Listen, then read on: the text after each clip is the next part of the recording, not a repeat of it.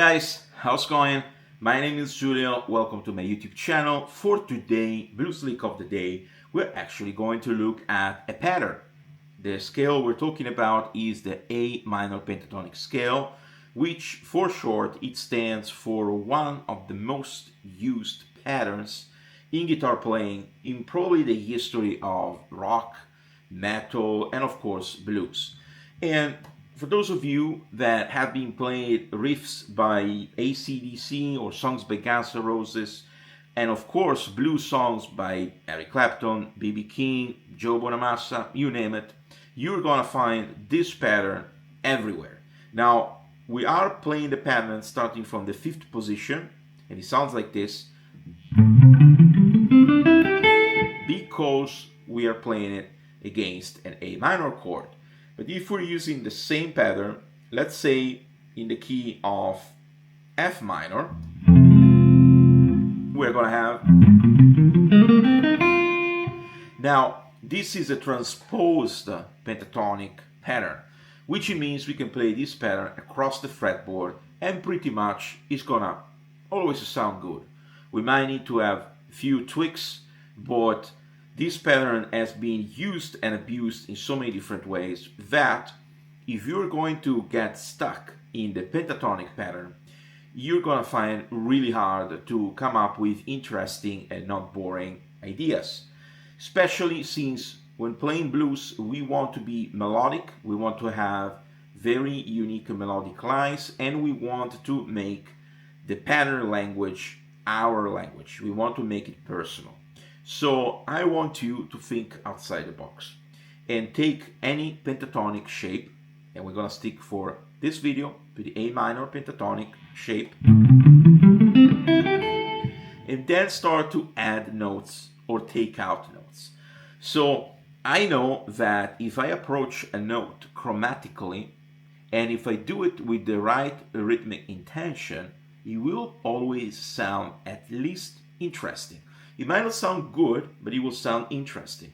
And let me show you what I mean. So let's say that, for example, I have these first 4 notes of the A minor pentatonic scale. And then I'm playing a riff that goes like this.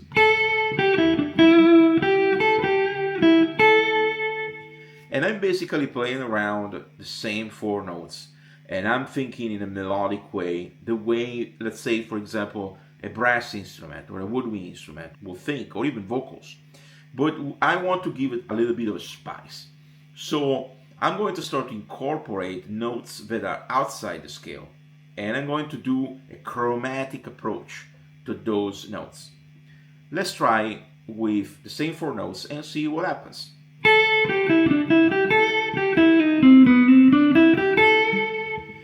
Now, I've added actually 2 notes that are outside the scale, one of which these notes is chromatically completely outside the scale, which is the D sharp right here. And it might sound a little bit like an Eastern sound or very spiced up, like exotic, almost exotic. But because these are passing notes, what happens is that they allow to introduce the notes in a much more interesting way than just relying on the same notes that are part of the pentatonic pattern. So the same thing can be said for notes that are part of a blues scale. So if I use the A minor blues pentatonic scale, I'm going to have a D, D sharp, and then E, and it will sound like this. And these notes right here are actually part of a pentatonic blues scale, which it will go like this if I start from all the way to the bottom to the lower A.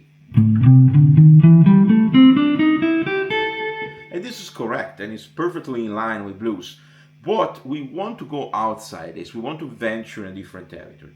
So some people think that, for example, B.B. King has a box that goes all the way up and it allows us to venture in C, in D, G, A, and E. So we will have something like this.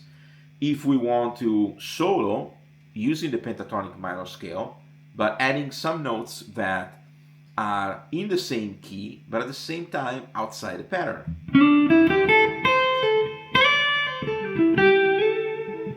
Now, these notes are perfectly fine within the scale, but because I am playing them in a position which is up here, it's forcing me to go beyond the muscle memory. Because when you are playing pentatonic shapes on a guitar, you are going mostly to get stuck in thinking in positions and frets. And this will ultimately limit your playing a lot because you're not playing melodically, you're playing by patterns. And yes, blues is a pattern music on guitar, absolutely true, but it's also true that you have to be creative in order to make something interesting and personal, because you need to express your own opinion, your own way of how a pattern that is being literally passed generation to generation the same way, like it's something that can be touched, something that is perfect the way it is, into a contemporary view, a contemporary opinion of how that pattern will be contaminated by different genres, by jazz, by Latin music, by Mediterranean music, why not? And how that pattern will sound. And then we find that a few elements will survive. Some of the elements will survive is limitation, because the pentatonic scale is made of 5 notes. It's not made of 7 notes. It's not a scale from India that has even more notes. And it's not something that has a lot of components. It's a few things that needs to be played in the right place at the right time.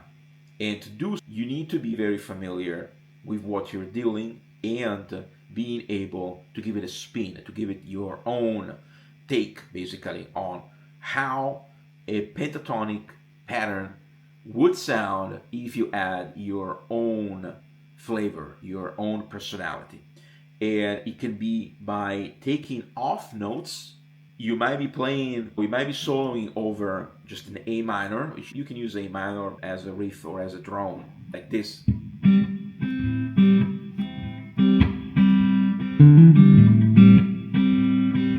And then you're starting to add the pentatonic.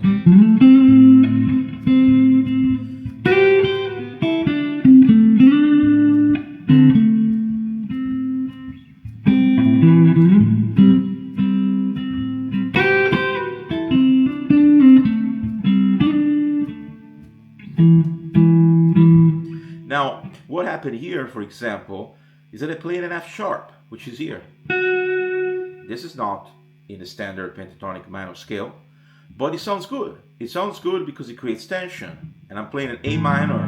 While I'm playing this A minor, and I have the lower A, I am playing a G and C up here, and then I'm sliding down.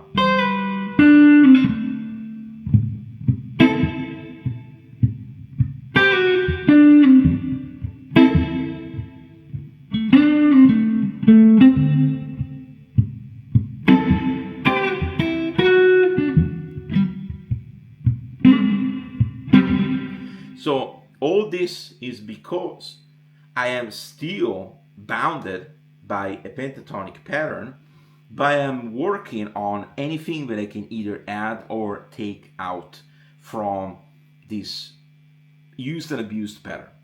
So you can do the same, and you can do it, for example, in a funk type of context. So say, for example, you have, again, the A minor, but when you have the A minor, you're going to play this chord 1 octave higher, for example, up here, taking out the lower A and the lower E. Then you had a funk riff.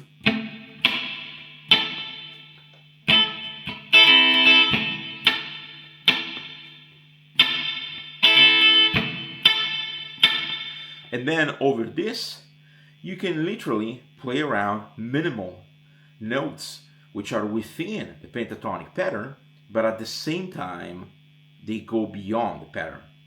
Obviously, you can use any sort of ornament like slides or bending that can bring you in and out the pattern. But the whole point is take something that it's perfect the way it is and completely innovate the tradition. So go beyond what is this and start to mess around. Like even say, what happens if I play all the wrong notes? So instead of playing this, I'm playing this. Or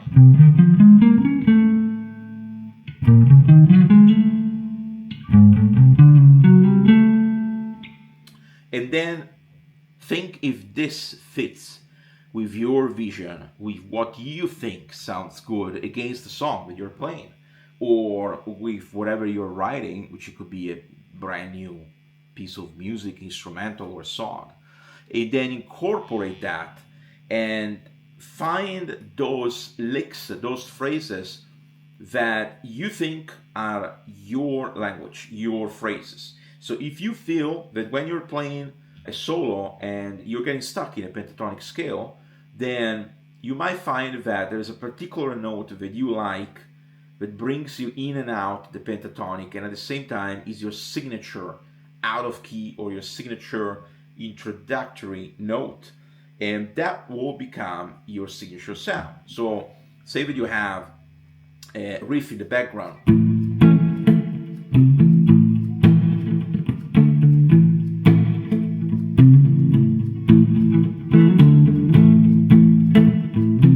Then you're playing.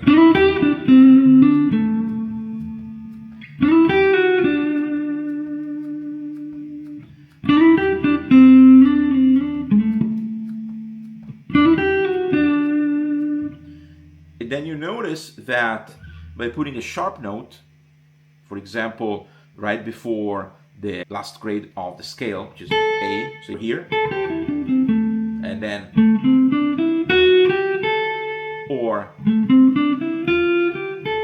so many different variations that you can do. So I encourage you to take any pentatonic pattern and completely go outside the box to the point where you are thinking maybe this is going to sound really bad, but just do it, practice, and find your own voice.